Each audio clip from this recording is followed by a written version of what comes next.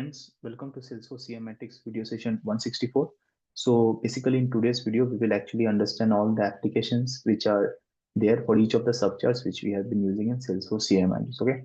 So of course, I will be walking you through the Salesforce document only. I won't be writing it separately, or I will just copy whatever is there in the Salesforce document just for your proper visualization, but we will try to understand each one of them. So again, this on the Google search for that same thing, like how to visualize data under Salesforce CMAtics. Okay, visualize data. I'm sorry, you have to write visualize data using charts in Salesforce CMAtics. So this is the way you should write. Okay. Yeah. So you will have this option of visualize data with charts. And like if we go to our Analytics Studio, maybe open one of the data sets. So I have already walked you through each of the applications. Okay. But yeah, we will walk through again once of how, what is the application of each one of the subcharts by referring this particular thing. We have already written a few things on our notepad. So maybe what I can do is I can just jot it down, a couple of them after that as well. Okay. So the bars is completely fine. The bar charts. Okay. So I don't think so. We will have something called as a column over here. Yeah. So basically under bars, you have this bar, column, stack bar, pyramid and stack pyramid. Okay. We can utilize this pyramid one. Okay. So when we use this pyramid, that is something which we can definitely quickly jot it down, and we can actually just understand the application as well. So for example, you have something called as the bars over here. Okay. So let me just open this in the new window, and similarly we have something called as column over here. Okay. And similarly we have something called as, so we have bar, column and pyramid. So we can open the pyramid part as well. Fine. Now you can just read all of this, like bar charts. CMAtics provides the following type of bar, which is fine. Use the bar or column chart to provide a quick visual comparison of related values. So whenever you have some related values, if you want to do a comparison, so that one you can actually do it. And if you want to do a quick visual comparison, that's where the bar charts or the column charts can be used. And we can use the stack bar or stack column to show groups within each bar. So I think we have already understood by the applications of whatever we have walked through till now. So this is completely fine. And let's move to the next one, column charts. Use a column charts, which is also known as vertical, to show relative count of things such as leads or dollars. Use a stat column to show group within each bar. As simple as that, okay? Then we have something called pyramid. Now, use a pyramid chart to visually highlight relevant sizes of stacked dimension values, okay?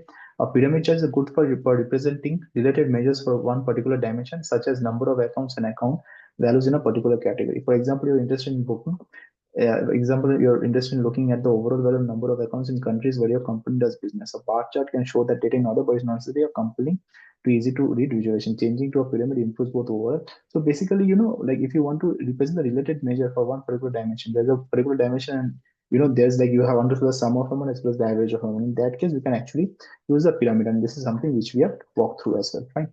So yeah, these are some of the important. For example, here also they're showing the count of rows and sum of for each of the countries. For each of the countries, how much revenue has been generated and how much progress has been in terms of count. Okay, how much products has been sold. Let's say. So that's the way go for pyramid charts. Okay. Now coming back over here, we have something called as the line combo, parallel coordinates and metrics. So let's open this very quickly. The line charts. Okay, we have the line, the combo charts. Then we have something called as parallel coordinates and metrics.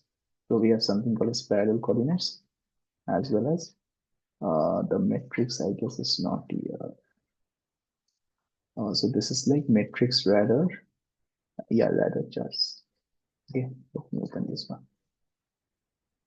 So what it is talking about the line charts, use the line charts when you have one important grouping representing an ordered set of data, and one or more values to show. Okay, line charts are useful for comparing the value of measures such as sales and profit over a series of categories such as industries and sales. As you can see, industries, you have the maximum, you have the average, and this way you can show in the line chart. That's what they have written in words over here. Okay. And then if you go to the combo chart, use a combo to display at least two related series of data such as discrete group values as vertical bars overlaid with a line chart representing an average value. Okay, so for example, you have this industry, for example. Okay, so industry, you're showing the count of rows as well as the sum of amount. So one of them component you are showing through line, one of the component you are showing through bar. That's why it's saying two measures to compare two measures by the same dimension. That's why That can be done, okay, the combo charts. Then you have something called a spiral coordinate used when you have multiple measures and a single grouping.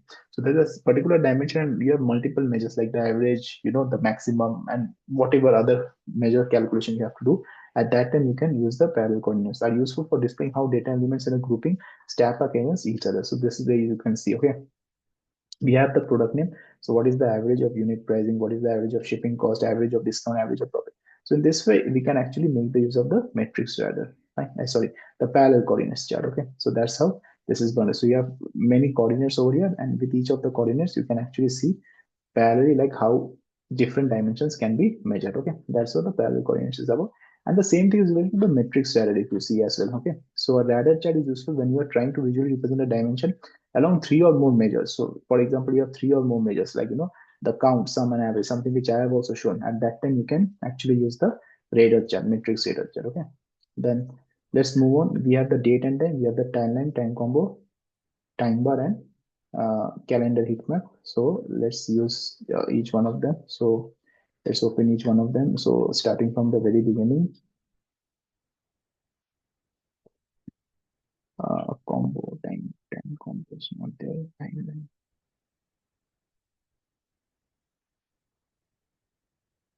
Yeah, we have the timeline charts. We have the time bar chart. We have the time combo chart. Okay, the time combo, time bar, and the last one is calendar heat map. I guess the calendar heat map is probably not there, which is fine. Doesn't really matter.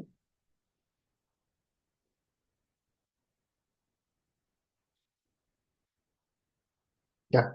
So what is the timeline chart? Is a line chart with one axis dedicated to a time dimension. Okay, use a timeline chart to show how a value changes over time. So when we use a timeline chart, we use it to show how a value changes over time. Okay, that's the whole thing about timeline chart. And the way I have done, you can also like you have understood that part as well. Then we have something called as the time combo chart. A time combo chart shows two or more measures over time. So you can have two or more measures over time. Fine. You can display each measure as a line or a bar. You can display the charts on the same or separate. So that's the whole about time combo. Like you will have something called as bar and something related to line, or it can be intertwined as well. And you can show it within the time how the count and sum are varying. Okay. That's the time combo charts. And finally, we have the time bar chart. A time bar chart is a column chart with the horizontal axis showing a time dimension. So here you have the horizontal axis, right, which is showing a time dimension. Use a time chart to visualize changes over time with vertical bars, which is a great way to illustrate relative change over time and highlight missing data. Okay, so for example, the sum of amount, what are the charts in this case of time? Okay, and if there are some missing data, that can be easily highlighted. So that's the thing about time bar. Okay, all related with the same part. And then which comes to the gauge, we have the gauge, polar gauge, flat gauge, bullet, and rating. So let's open one of them.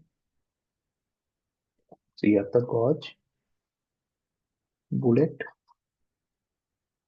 I guess the rating part is not here. Maybe yeah, rating. Okay. So anyways, so under gauge, these are nothing but the variation of it. Like the gauge, polar gauge, flat gauge are more or less the same. It's just the different variations of it are there. Okay. So now what is the gauge chart used for? We use the gauge chart to track progress along a single image, such as how revenue has been realized versus the target. Okay. That's how. So to track progress along a single measure. So for example, you have the for example, you have the average of amount. So for average of amount for each of the account name, how's the progress doing? And that way we can do a comparison. That's what the gauge is all about. And we have different variation like uh, polar gauge and flat gauge. Okay. Then you have something called as the bullet, right? So let's understand bullet charts are perfect for comparing metrics saying quantitative benchmarks and reference like current revenue with target revenue. So for example, you have the current revenue against the target revenue. That's where you can have the bullet chart. Okay. So this was something in the last quarter. So this is the sum of amount and this is the last quarter of it. So that's the bullet. Like what's the current revenue against the target revenue. Fine. So that's the thing about this bullet. Okay, for comparing materials, quantity, benchmarks, and reference. Fine. And then you have something called as rating to get a sense of how well a measured quality such as customer satisfaction is meeting expectation. Okay. So how much that customer satisfaction, for example, you want to know the average of amount and for each of the opportunity, you get to see this ratings over here. Okay. The average of amount. So that's what this is used about to get sense of how well a measured quality such as customer satisfaction is meeting expectation. That's the thing about the rating charts. Fine. And Coming back over here, then you have the circles of dots. You have donut, scatter plot, horizontal dot plot, and vertical dot plot. Okay, so you have the donut charts, your donut scatter plot.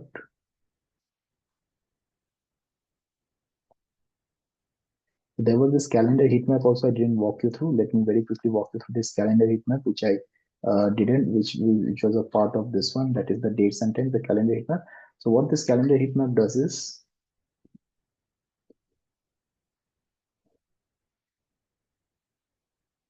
so calendar heat maps are useful for visualizing recurring discrete activities such as closing accounts over long periods. In this chart, you can easily change the granularity of the time-based grouping, such as from month to week or day. Okay, so that's how it is for visualizing recurring discrete values and how you can change it from month to day, as we have seen over here, as what I have shown you as well. Okay, and then finally coming to this one, that is, the circle symbols. We have donut, scatter plot, horizontal dot plot, and vertical dot plot. So donut, dot plot. So on the dot plot only, you will get all these things, horizontal dot and vertical dot plot, I guess. So for the dot plot charts, firstly we will walk through donut charts. When you have a grouping and want to show only the proportion of a single value, okay, that is something I've explained previously as well. This is the whole thing about donut. If you make it 0, you will get a pie chart, something which we have understood as well, right?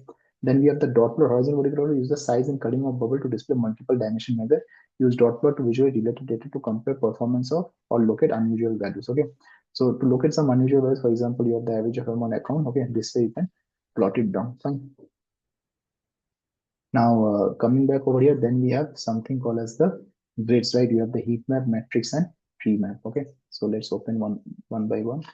Heat map, matrix, and tree map. Heat map, matrix, and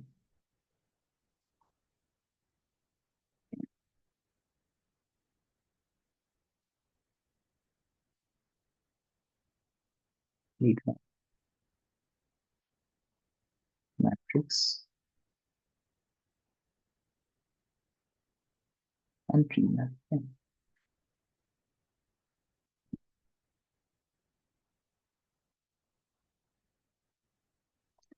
So basically, we use a heat map to visually enhance high and low values data when there's a single measure and single dimension. Okay, as you can see over here. Then we use matrix to create a table which represents measures visually.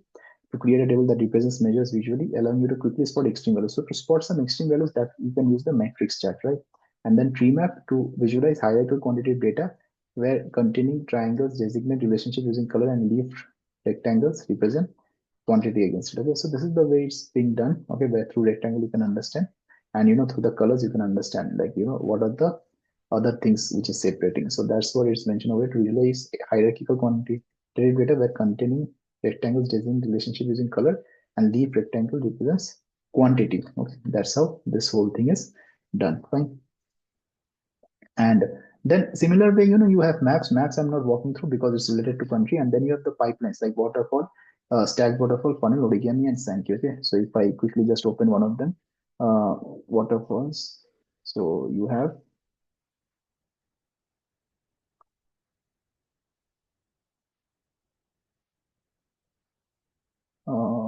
yeah, origami and Sankey is there. So we have the origami and we have the Sankey chat. Already I walked you through the waterfalls. I'm not opening that one. So yeah, waterfall, stacked waterfall, funnel. I guess the funnel part is not here maybe.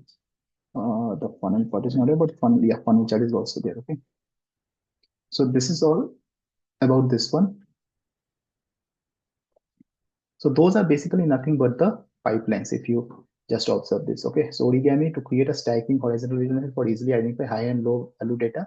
Okay, then Sankey to visualize the distribution of a measure from one grouping to another grouping, and funnel to visualize sequential data that can be broken up into stages such as sales cycle. Okay, so yeah, that's it about this one. I hope you understood the application of all the subcharts which are using Salesforce CMatics. Fine, and yeah, let's meet very soon in our next session. Thank you.